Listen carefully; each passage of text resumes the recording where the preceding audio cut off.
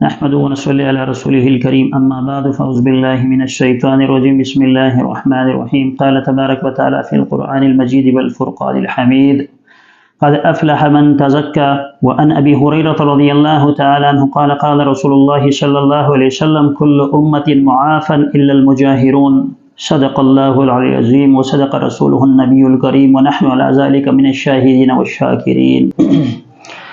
حضرت ابو ہریرہ رضی اللہ تعالیٰ عنہ سے روایت ہے کہ رسول اللہ صلی اللہ علیہ وسلم نے فرمایا کہ میری ساری امت جو ہے عافیت میں ہے سوائے اس کے کہ وہ اپنے عیوب کو ظاہر کرے۔ اللہ تبارک و تعالیٰ انسان کی پردہ پوشی فرماتا ہے، اللہ تبارک و تعالیٰ انسان کے عیوب کو چھپاتا ہے۔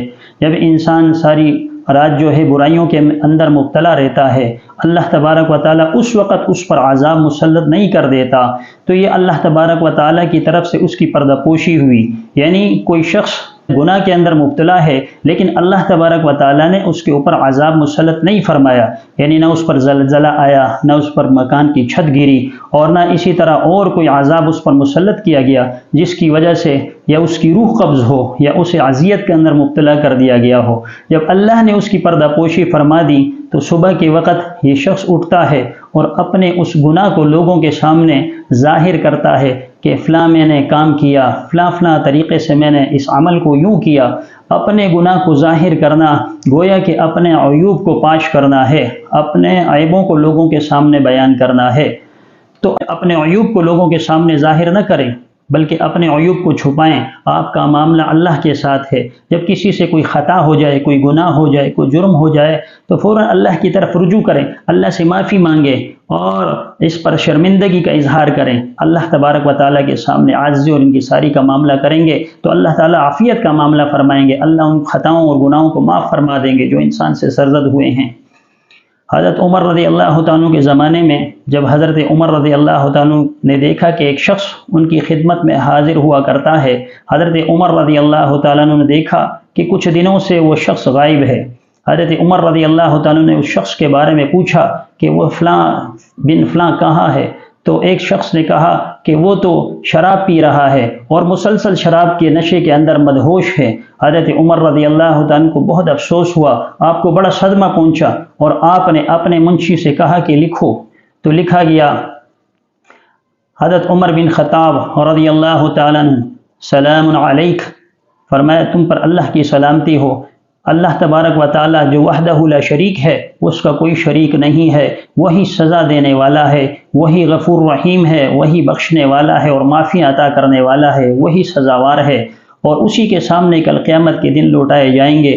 جب یہ خط انہوں نے لکھا اور منشی کے نام بھیجا، جب وہ شخص جو بگڑ چکا تھا اور شراب نوشی کا عادی بن چکا تھا، اس نے جب یہ الفاظ دیکھے، حضرت عمر رضی اللہ تعالیٰ نے جو لکھے تھے کہ اللہ تبارک و تعالیٰ معاف کرنے والا، اللہ تبارک و تعالیٰ توبہ قبول کرنے والا، وہی ہے جو سب کے توبہ قبول فرماتا ہے، ان الفاظ کو بار بار دہرانے لگا۔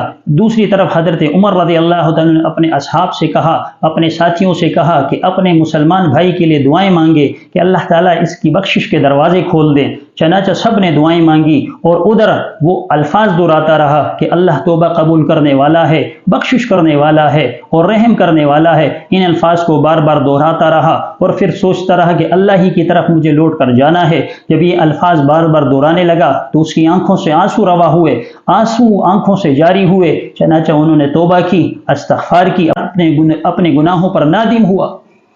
حضرت عمر رضی اللہ تعالیٰ کو اطلاع ملی کہ وہ شخص جو ہے اللہ سے مغفرت طلب کر چکا، اپنے گناہوں کی اللہ سے معافی مانگ چکا، تو حضرت عمر رضی اللہ تعالیٰ بہت خوش ہوئے اور کہنے لگے کہ جب بھی ایسا کوئی معاملہ ہو تو شیطان کے بھائی نہ بنو بلکہ اپنے بھائی کے لیے دعا کیا کرو، اس کی مغفرت کے لیے دعائیں کیا کرو اور اس کی جو پریشانی ہے اسے دور کرنے کے لیے اللہ سے دعا مانگو۔ اللہ تبارک و تعالیٰ توبہ قبول کرنے والا اور مغفرت کرنے والا ہے، ہو سکتا ہے اللہ تبارک و تعالیٰ اس کی بخشش فرما دے۔ تو کسی شخص سے کوئی گناہ ہو جائے، آپ کو پتہ بھی چلے، اس کے عیوب کو ظاہر نہ کرو۔ ایک حدیث میں نبی کریم صلی اللہ علیہ وسلم فرماتے ہیں کہ جو کسی مسلمان کی پردہ پوشی فرمائے گا، قیامت کے دن اللہ تبارک و تعالیٰ اس کی پردہ پوشی فرمائیں گے۔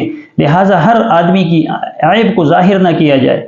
ایک تو یہ ہے کہ انسان اپنے عیوب کو خود دوسروں کے سامنے آشکارا نہ کرے، اور دوسری بات یہ ہے جسے پتہ چلے اسے بھی چاہیے کہ مسلمان بھائی کی جو عزت ہے اسے مجروح نہ کرے اور اس کے عیوب کو لوگوں کے سامنے ظاہر نہ کرے، کیونکہ اس کے اوپر کل قیامت کے دن بڑی پکڑ ہوگی۔ جس نے اپنے مسلمان بھائی کی عیبوں کو چھپایا، اللہ تبارک و تعالیٰ قیامت کے دن اس کے عیبوں کو چھپائے گا۔ حضرت صحابہ رضوان اللہ تعالیٰ اجمعین جب کسی کو دیکھتے کہ وہ کسی گناہ کے اندر مبتلا ہے تو اس کو حفاظ و نصیحت کرتے اور اس کے پیچھے اس کے لیے مغفرت کی دعائیں مانگا کرتے تھے، اس کی اصلاح و تربیت کے لیے دعائیں مانگا کرتے تھے۔ اللہ تبارک و تعالیٰ یہ جذبہ ہم مسلمانوں میں پیدا فرمائے۔ ایک شخص حاضر ہوا حضرت مفتی ظہرالعلی خان صاحب رحمۃ اللہ علیہ، اللہ ان کی قبر کو اپنی جوار رحمت سے بھر دے۔ میں ان کے درس تفسیر میں بیٹھا تھا کراچی میں، تو میں نے کیا دیکھا کہ حضرت صاحب فرمانے لگے کہ ایک شخص آیا اور مجھے کہنے لگا کہ جب میں جوان تھا تو ایک شخص میرے پاس حاضر ہوا اور کہنے لگا کہ ایک عورت میرے پاس آئی اور مجھ سے جو ہے وہ بدکاری پر آمادہ ہونے کے لیے کہا، مجھے بدکاری کرنے پر آمادہ کرنے کی اس نے کوشش کی، لیکن میں نے اسے ٹال مٹول کر کے اسے فارغ کر دیا۔ فرمایا کہ مجھے اس کے اوپر اب بھی مجھے محسوس ہوتا ہے کہ مجھ سے غلط ہوا۔ حضرت مفتی صاحب رحمۃ اللہ علیہ فرمایا کرتے تھے کہ اس کے اوپر خوش ہونا چاہیے کہ اللہ نے مجھے بدکاری سے بچایا۔ بدکاری سے، زنا سے بھی بچیں، گناہ سے بھی بچیں، اور جو گناہ ہوئے اس کو لوگوں کے سامنے ظاہر نہ کریں، اپنے عیوب کو لوگوں کے سامنے بیان نہ کریں۔ ہو سکتا ہے کہ اللہ تبارک و تعالیٰ رحم و کرم کا معاملہ فرمائے اور ہماری گناہ کو معاف فرمائے۔ اللہ تبارک و تعالیٰ میری اور آپ کی سارے عیوبوں کی پردہ پوشی فرمائے اور ہر گناہ سے ہماری حفاظت فرمائے۔ وآخر دعوانا ان الحمد للہ رب العالمین۔